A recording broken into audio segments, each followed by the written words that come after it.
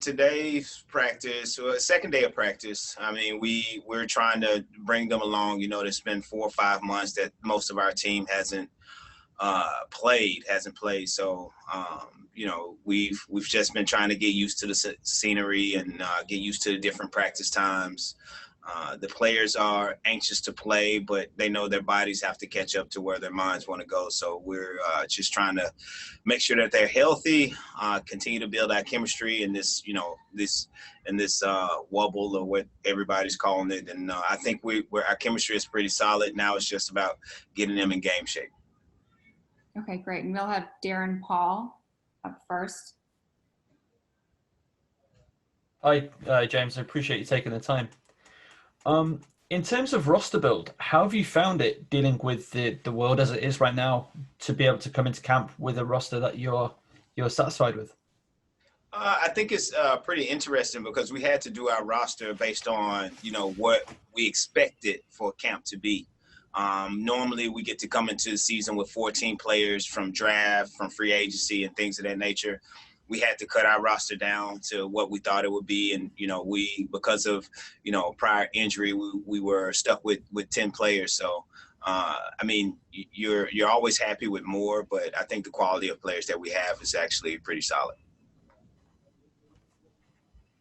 Okay, and Maddie Kenny from the Sun-Times.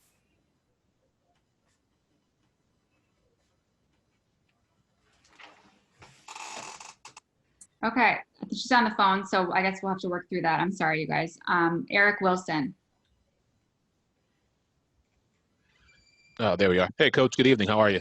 Hey, Eric. I'm doing good. Thanks.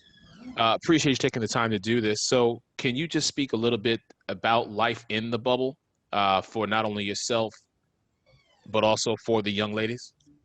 I think we kind of made out pretty good because they have three areas that you live in. You have the hotel. Next to the hotel you have the villas. The villas are nice houses actually, and then you have the lodge that's on the other side of the campus by the gym. Where we are is kind of like, I guess, the central part where you have the villas in the hotel, and so the players are really connected and together. So we don't have to go far to see each other, and we're not out of the way. And so everybody's kind of feeding off each other's energy. We have all the necessities that we need to be here.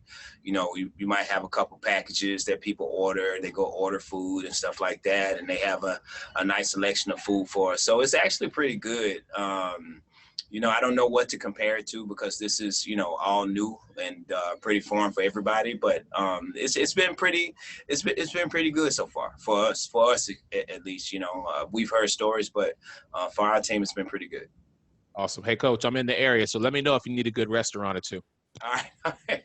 Well, they're not letting me leave, so maybe after the wobble, I'll check with you. All right. Thank you. Okay, Maddie, let's try this one more time on the phone with the Sun-Times. Hi, James. I just wanted to ask a quick question. Last year, when we were heading into training camp, we talked a lot about how it was going to take time for players to kind of get acquainted with not only you, but your system. And there was going to be this overall cultural shift, kind of you implementing your own ways and stuff like that. We saw last season how that changed as the season progressed. And I was just kind of wondering, where is the bar set for this season now that you have one season under your belt and already went to the playoffs last year? I don't know what changed. I don't know what changed. I want to answer that question, but what changed? Like over the course of last season? Mm-hmm. Like over the course of last season, it changed. The culture and the chemistry and stuff all kind of came together. And as happened, Okay, I got you. Games start. You know what I'm saying? Like Yeah, I got you. on and off. So that's I understand that. I'm sorry, I didn't understand you, but that's a good question. I think the difference is, so we have a majority of our players that were on the team last year, and so what happens is, so we have a culture in place, and they're actually everybody's co-captains to that culture, so they actually help move us along. even better. It's not just my ideas and what's going on in my head. Now everybody has the same ideas. And so for the new players that we have on the team, it's actually easier for us to carry that along because we have the players that echo everything that we do within our organization.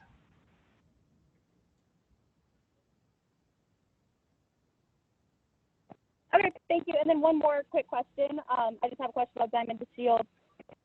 When you think of Diamond DeShields' ceiling, how much room for growth do you see in her game heading into year 3, especially after what we saw last year in the playoffs, how she was kind of able to step up to that moment?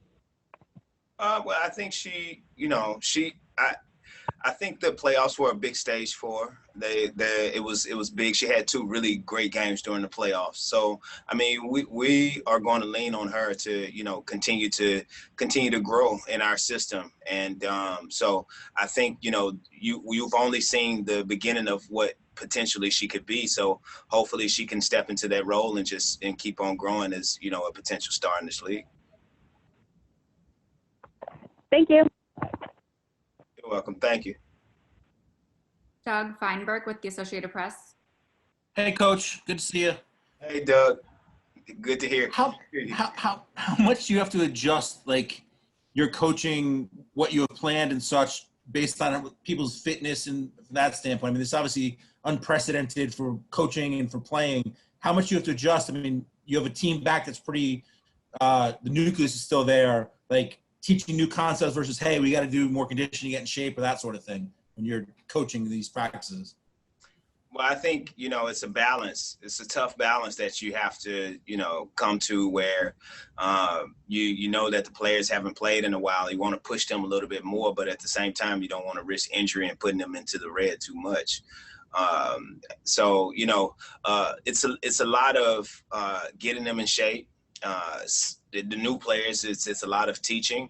We just have to try to find the correct balance. And so we always pre-practice, pre-plan, and then after practice, we talk about the practice the day and where we can improve and what the players get and what's more natural for the team and what's less natural. And so we just try to balance it out. I think we try to do everything at an up-tempo style, up-tempo pace where you try to incorporate conditioning in everything we do and every drill we do. And so that's probably the thing that's, probably less foreign for us because that's the way we play. We're a team that plays at a high pace.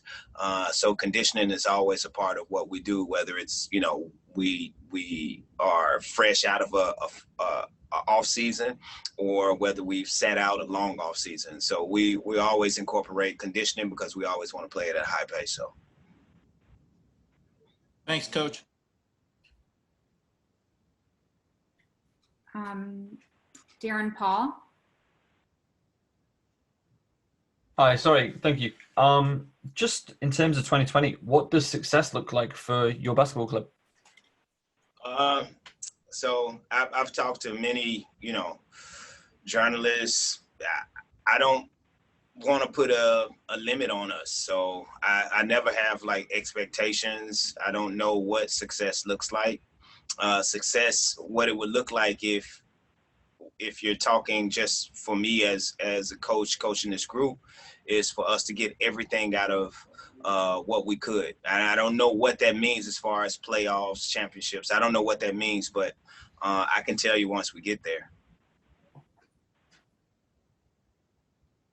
Deanna Miller with ABC. James, being basic and real and human, what has this experience been like? Do you feel safe? Do you feel like the protocols are there to keep you guys healthy through this shortened season in the way that they've got it set up? I feel safe. I feel safe for our players. I feel safe for myself and the staff. The one thing that they've continued to do is just we've had continued testing, and it gives you a peace of mind of what's going on around campus. And they've taken extra precautions as far as to continue social distance and things of that nature. And once we're off campus, once we're outside of our, hotels or villas or whatever, wherever we're staying, we always walk around or ride around on the golf carts with masks. So, and it's a lot of, wipes and a lot of disinfectants that, they have and antibacterial soaps and liquids and things of that nature. So I think it's one of the safest places to be.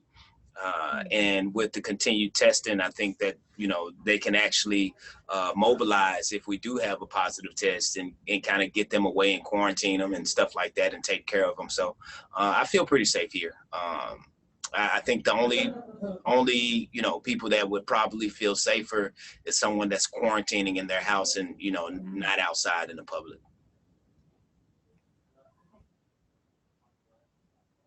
All right, we'll have Cheryl Ray up next. Hi, James. What type of dealings do you have as a coach with players that may have the emotional baggage of this whole situation around them? There has to be some level of stress that you have to deal with besides what they have to do on the court and practicing and getting ready for games. Of course. I mean, this is different. This is something that, nobody's used to. So the one thing that, I think that was important for us was the chemistry of our team and being able to, lean on each other and be vulnerable around each other. And, we don't take anything for granted. So we know that times are probably going to, you're going to feel like the walls are closing in on you. But, we just try to support everybody's mental health. And, if anyone needed help, we will be there to support them. And we'll look for the resources that they provided on this campus. So. They are providing like some social work, some people to help them through any emotional issues right now? Yeah, they have those resources here on campus. I don't know the outliers of it because I haven't, used those resources as of yet. And I don't think any of I don't know, I can't say if any of our players have or not, but just talking to our players and practicing with our players every day and being around our players, everybody's in a good mindset right now. And we're leaning on each other a lot. So I think we're in a good phase of where we want to be. All right, thank you, James. James will be back tomorrow. We have Courtney Vandersloot up next. Thank you.